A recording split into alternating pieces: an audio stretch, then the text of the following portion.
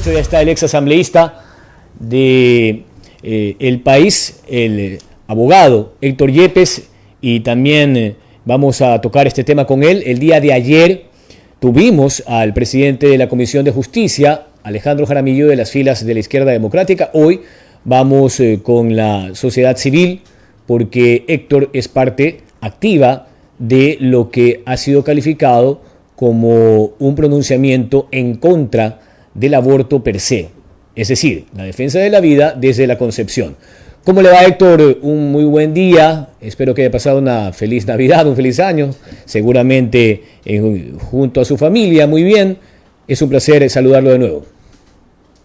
¿Qué tal, Jorge, Edison? Un gusto también, desearles que hayan pasado un feliz año nuevo, una feliz Navidad y sobre todo que haya mucha salud en sus hogares en estos momentos complicados que estamos viviendo. Yo en lo personal, pues como ustedes saben que estuve en la asamblea hasta el año pasado, hoy soy director del Centro de Arbitraje y Mediación de la Universidad Espíritu Santo, pero con cargo público, sin cargo público, para mí es importante como ciudadano, como padre de familia, defender la vida, defender los valores que nos unen a la gran mayoría de ecuatorianos y que hoy se ven amenazados en la Asamblea Nacional. Héctor, hubo un acto de contrición en esa Comisión de Justicia luego de lo que aprobara en primera instancia la semana pasada y que tuvo que cambiar el fin de semana. Fíjese que hasta trabajaron el domingo, ¿no? Entre sábado y domingo, y han hecho pues un ajuste en el tiempo máximo que tendría una mujer o una menor de edad para practicarse un aborto en el caso exclusivo de una violación.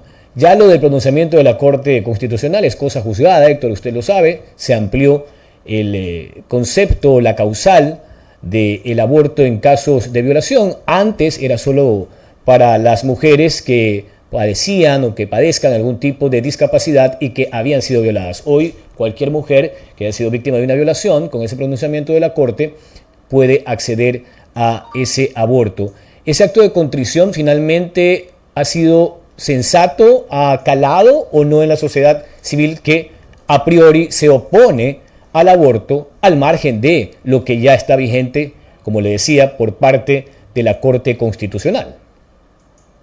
A ver, primero no ha habido ningún acto de contrición realmente de la comisión, más bien lo que estamos jugando es al cálculo político para ver, imagínense jugar así con la vida de un ser humano, están viendo qué tantas semanas pueden conseguir para que les aprueben el proyecto. Entonces, primero propusieron en el informe de primer debate 9 meses para abortar. No pusieron ningún plazo, violando absolutamente la sentencia de la Corte Constitucional. O sea, su intención real era que un bebé de 8 meses, por ejemplo, fuera asesinado en el vientre de su mamá. Luego bajaron a 7 meses para las mayores de 18 años. Ahí saltó la indignación de la gente. Increíblemente eso era menos restrictivo que antes, pero la reacción fue mayor porque creo que todo el mundo se identifica, porque conoce de cerca un caso de alguien que haya nacido 7mesino. Y increíblemente eso es lo que se pretendía también autorizar, que se mate a un bebé que perfectamente podría nacer de 7 meses para las mujeres mayores de 18 años. Para las menores dejaban también el plazo abierto. Hoy, ¿qué han hecho ante la reacción de la gente? Han bajado a 5 meses, pero por favor, un bebé de 5 meses sigue siendo casi perfectamente formado. Ponen, si la mujer que va a abortar es menor de 18 años, o sea, si tiene 17 años, no estamos hablando necesariamente de una niña, que ya vamos a esos casos también, habría para abortar autorización hasta las 22 semanas. Si ya es mayor de 18 años, sería hasta 20 semanas. Estamos hablando de 5 meses o 5 meses y medio, lo cual me parece, insisto, una atrocidad. Yo defiendo la vida desde el día 1, porque así lo dice la ciencia, más allá de cualquier convicción religiosa a la que también uno, por supuesto, tiene derecho. Pero la ciencia hoy nos dice algo que no sabíamos 100% hace 200 años, que es que existe un código genético distinto desde el momento de la concepción. Ahora, peor aún, resulta autorizar un aborto en plazos así. De hecho, el doctor Callum Miller de la Universidad de Oxford fue a la comisión a explicar cómo, mientras más avanza las semanas en las que se practica un aborto, sobre todo ya en el segundo trimestre, más riesgo hay para la vida de la mujer. Para la vida del bebé el riesgo es el mismo, porque en el 100% de los casos lo que buscan es matarlo. Pero además hay más riesgo para la vida de la mujer. Ahora, el tema del plazo es un problema. Hay otros problemas en los que no se ha cambiado absolutamente nada en este proyecto, Jorge Edison. Están prohibiendo en el artículo 20 del proyecto que se exija denuncia, examen médico o declaración jurada antes de proceder al aborto, con lo cual están violando directamente lo que ordenó la Corte Constitucional. Bien dice Jorge, la Corte resolvió, a mí no me gusta la sentencia de la Corte, pero si ya van a actuar en base a ella, entonces por lo menos respeten pues lo que dijo la sentencia. La sentencia ordena en el párrafo 194 que debe haber denuncia, examen médico o declaración jurada, cualquiera de las tres, antes de proceder a un aborto. Aquí están diciendo en el artículo 20 del proyecto que en ningún caso el personal médico puede exigir cualquiera de estos requisitos. Entonces, primero, ¿cómo saber si hay al menos un indicio de violación para saber si se ajusta a la causal que la Corte autorizó?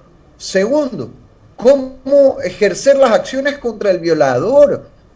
O sea, aquí están viendo cómo matan rápido al bebé, pero el violador, bien, gracias. Entonces, la preocupación parece que no es combatir las violaciones, simplemente es avanzar en esta agenda que ya ha quedado clara para todo el país, del aborto libre, sin límites, sin requisitos, tratando de meter lo más que pueden por la ventana y aprovechándose de la tragedia que es una violación para generar empatía en la sociedad y meter por detrás una serie de reformas que, la Corte no las autorizó, van en contra de lo que ordenó la Corte y van en contra de lo que piensa la gran mayoría del pueblo ecuatoriano que defiende también la vida desde la concepción. Aquí lo que necesitamos es ayudar a una madre, salvar al bebé y, si es necesario, darle la opción de la adopción para que crezca con el amor de una familia de manera digna y perseguir al violador, que es el victimario, aquí, sobre el cual no solo no se dice nada en este proyecto, sino que encima ni siquiera exigen una denuncia en su contra. 7:16, estamos con Héctor Yepes, exasambleísta y director del Centro de Mediación y Arbitraje de la UES. Mi última inquietud, Héctor, y va por el lado de lo que sucedería en el evento de que no existan los votos para aprobar esta especie de moción o el informe de mayoría de la Comisión de Justicia. Y esto lo digo porque en torno a lo que usted bien señalaba, se establecieron 3 circunstancias específicas desde la Corte Constitucional para comprobar la violación. Lo que ayer dijo el asambleísta Jaramillo, Alejandro Jaramillo, era que tienen que firmar y llenar un formulario, como cuando hoy se llena un formulario para pedir un crédito en Ban Ecuador al 1% y 30 años plazo, por ejemplo, ¿no? Y lo otro es que, gracias a Dios, al menos no estamos ante un panorama tan, pero tan lúgubre, tan oscuro como el de Argentina. Usted sabe que allá se aprobó el aborto libre y gratuito, sin mediar ninguna causal, y que, bueno, sí, le ponen un plazo de 14 semanas, pero incluso un adolescente de 16 años tiene libre albedrío en Argentina de practicarse un aborto si se dio cuenta que el que es el padre de su hijo simplemente ya no debería ser más. Entonces, al menos por ese lado creo que tenemos bastante distancia de lo que pasa acá nomás en el cono sur. Y mi pregunta es, si el presidente ha anticipado su criterio, al menos con las 28 semanas, habría que ver qué piensa a partir de este ajuste en los plazos. ¿Qué pasaría en el supuesto no consentido, aplicando el lenguaje en derecho, de que no pase esta ley y finalmente sea el presidente el que disponga, digamos, de alguna forma su veto? ¿Qué pasaría con la vigencia del pronunciamiento de la Corte Constitucional? ¿Cómo se podría articular aquello si esa Corte no estableció los plazos? Porque para eso es esta ley orgánica, Héctor. A ver, ahí la otra opción sería aprobar el informe de minoría que está como opción para el Pleno de la Asamblea Nacional, y digamos que es menos malo que el informe de mayoría, siendo que en lo personal yo no comparto el fallo de la Corte Constitucional. Entonces, yo no me adelantaría, vamos a ver qué ocurre. Incluso el presidente pues ha dicho que va a vetar en la medida en que el proyecto de ley vaya más allá de lo que resolvió la Corte Constitucional.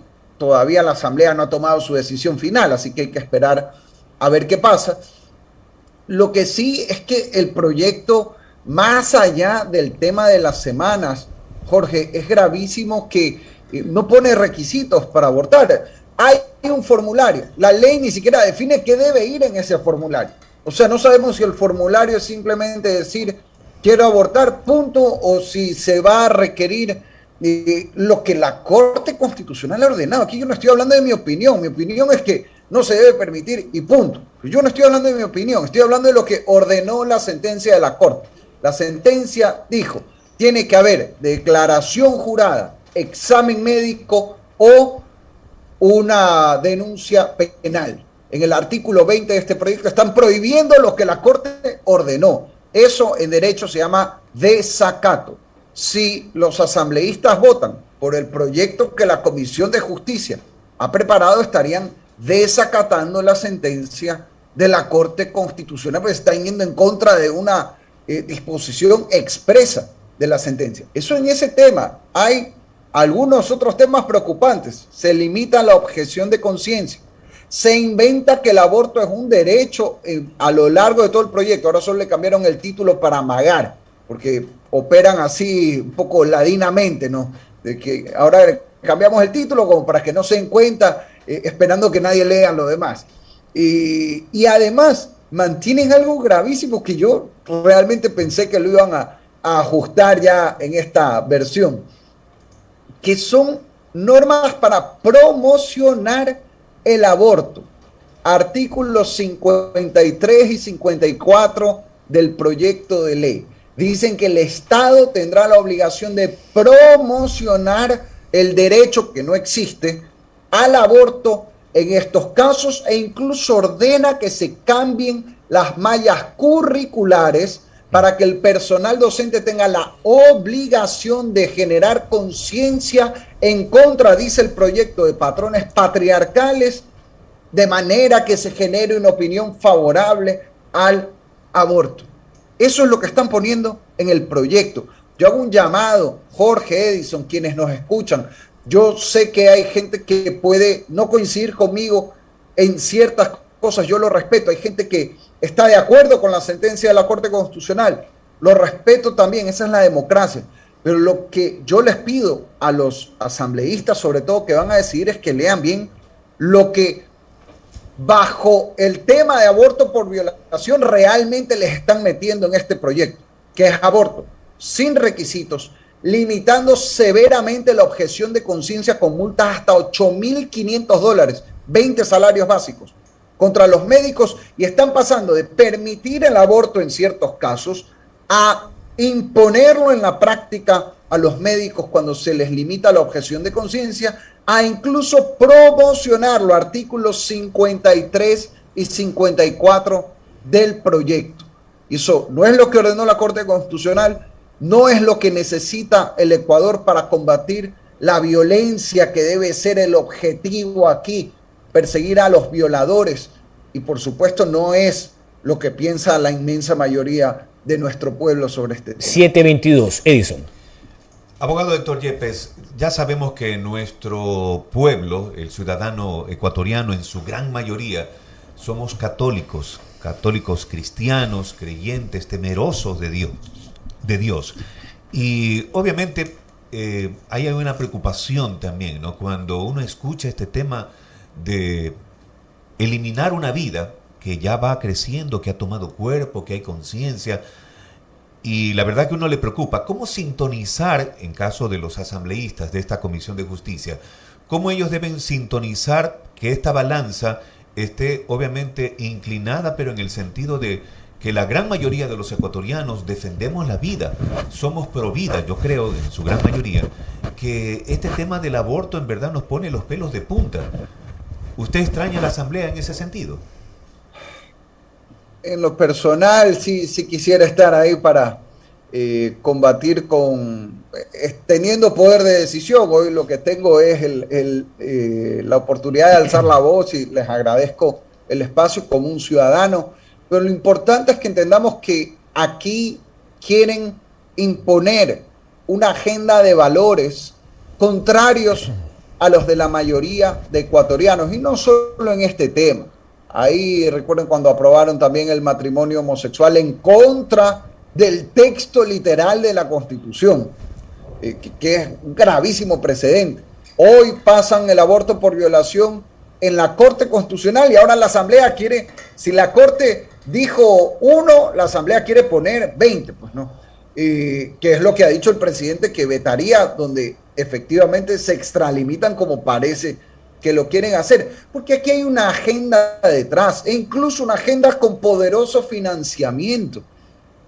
La mayor organización dueña de clínicas abortistas del mundo, que es Planned Parenthood, que tiene una serie de investigaciones en los Estados Unidos, tiene más clínicas de aborto de lo que hay locales en McDonald's en el mundo, para darnos una idea, ha contribuido aquí con millones de dólares a organizaciones como CEPAM, que son las que ponen asesores para redactar estos proyectos. Ahora vi que todo esto lo pueden ver en las redes sociales de las propias instituciones y en las cuentas de internet, porque por transparencia Planned Parenthood incluso recibe fondos ahora con el gobierno demócrata de los Estados Unidos como país.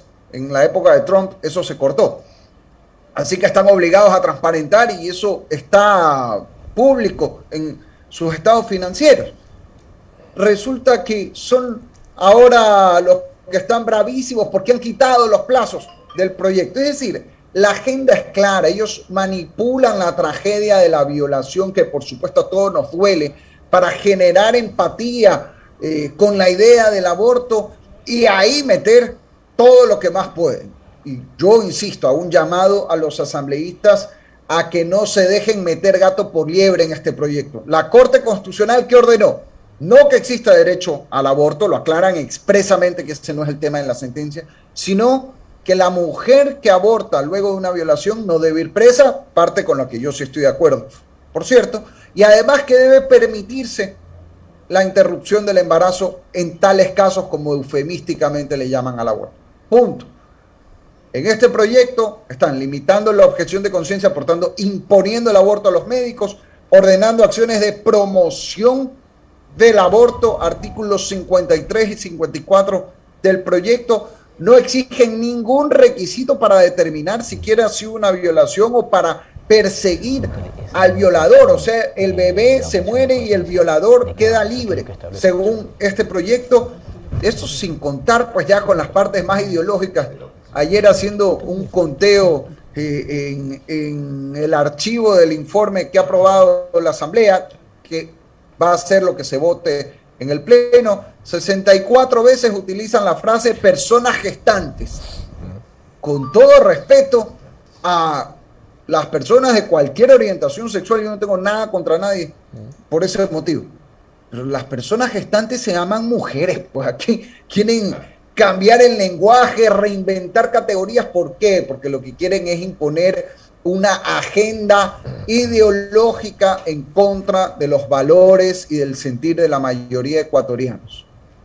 Este tema de la objeción de conciencia, básicamente para los médicos, ¿no? Que tiene que ver ahí un tema ético, pero también una sanción incluso hasta económica.